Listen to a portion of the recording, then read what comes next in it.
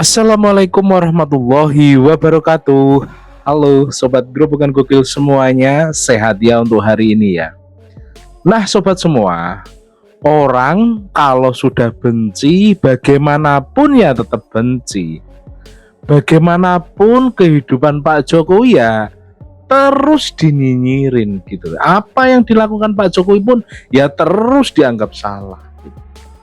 Seperti Abraham Samad ini dalam podcastnya dia memframing bahwa Pak Jokowi itu seorang koruptor sejati ya.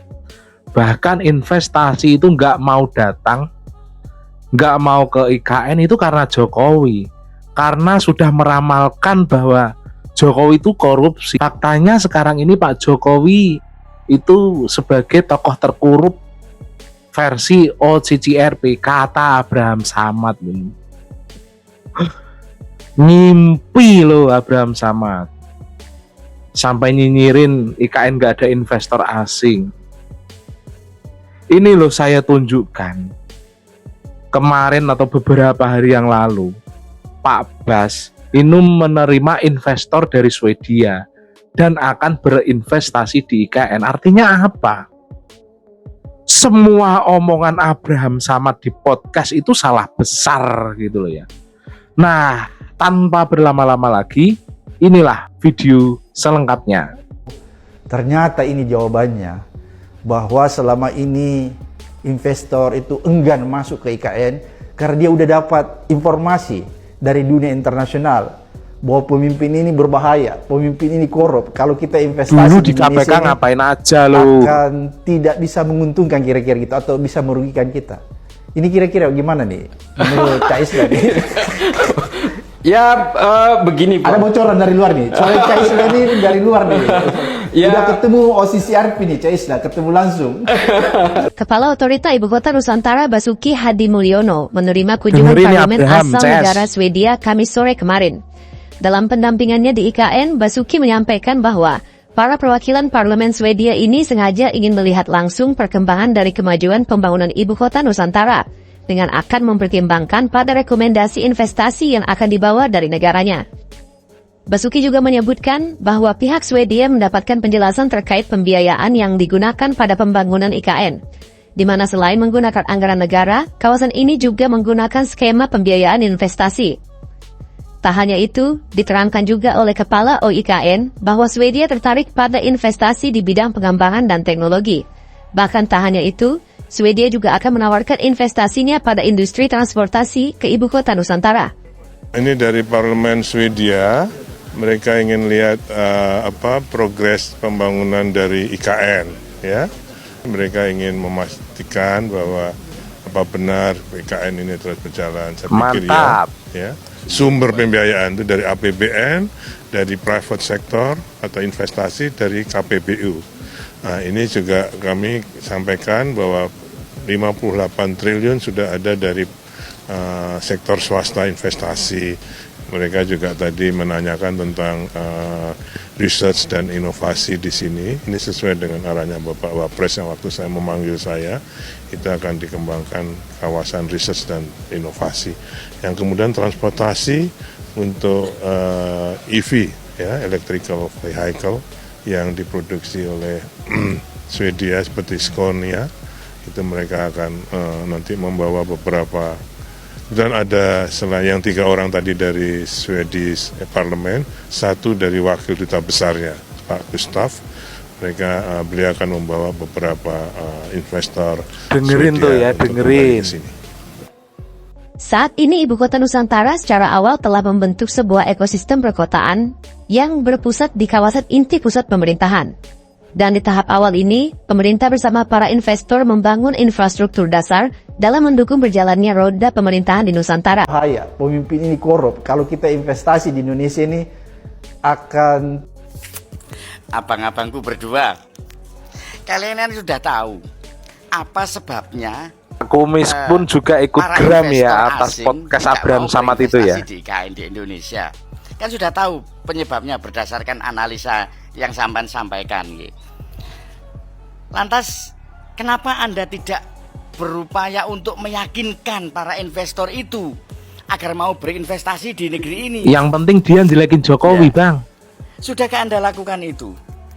Bukan dengan di podcast, dengan mengulas buku, mengulas asumsi ini, perkiraan-perkiraan jauh ke depan yang akhirnya sedikit bernada minor, dan itu efeknya pasti negatif. Di mata dunia, di mata pengusaha asing juga akan berdampak negatif. Berbeda dengan Anda ikut meyakinkan tidak ada apa-apa, itu hanya sebagian kecil yang bikin kisruh, bikin chaos, dikit-dikit turun jalan, itu hanya sebagian kecil dari rakyat Indonesia. Mereka hanya caper cari perhatian. Kenapa tidak Anda yakinkan seperti itu? Secara umum, dan yang bisa diterima nalar, jika taruhlah Cak Elon jadi berinvestasi di Indonesia, Apple Grow berinvestasi, Samsung tidak lari dari Indonesia. Kan itu yang sampean tuntut nanti selama ini, lapangan pekerjaan dan sebagainya akan terbuka luas. Gitu, akan terbuka luas. Lah, sementara sampean nuntut lapangan kerja, tidak bisa menciptakan lapangan kerja sama lapangan kerja. Tapi narasi ini sampean sendiri negatif, yang mana itu bisa dicatat di memorinya para pengusaha asing. Loh lah, aneh toh jadinya gitu loh. Atau gak setuju dengan pemimpin yang sekarang atau kemarin Pak Jokowi. Oke, kalau tidak setuju, sopo? Ganjar Pranowo, Anies Baswedan. Apakah dengan dipimpin oleh mereka berdua, ya Anies Baswedan maupun Ganjar, bisa mengatasi permasalahan seperti yang saya sampaikan? Belum tentu juga. Setuju. Malah Wes ganti jeput presiden dia itu. ping 5. Iya, ping 5 atau ping 6 apa ping 7. Ternyata negeri ini gini-gini aja kok. Nggak bisa melepaskan diri dari korupsi. Korupsi masih merajalela kok. Kenapa? Iya. Ini sebenarnya peran Pak Samad sendiri untuk KPK malahan gitu. Apa dampaknya? Nggak ada, tapi narasi ini sampai selalu menyudutkan gitu loh. Justru malah inilah makanya ayo kita minta kontribusinya, kontribusinya. Ayo berperan gitu loh. Jangan membangun narasi negatif sehingga apapun lah prediksi atau apa, sehingga tidak malah memperkeruh suasana.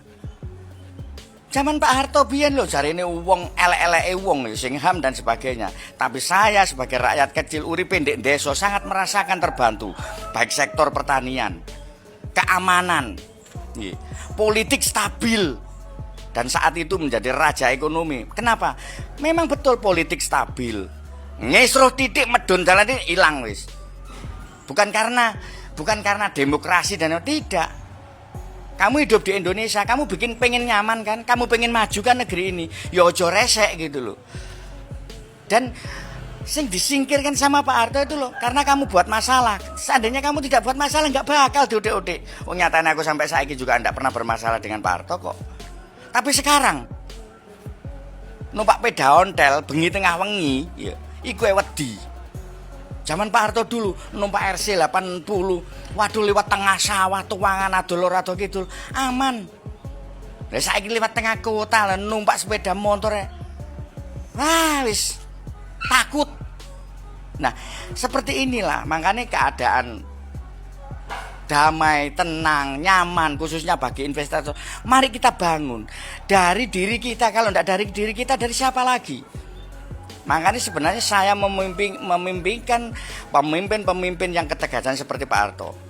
Gawe kisruh titik, nek gak ono kontribusi nih bagi negara, hilang wis gak apa-apa. Kenapa? Karena investor mau menanamkan investasinya, pertimbangannya adalah politik yang kondusif, keamanan, yuk. Dan gak kakean upeti. Itu yang paling penting, perizinan mudah. Itu aja kita bangun agar lapangan kerja tercipta.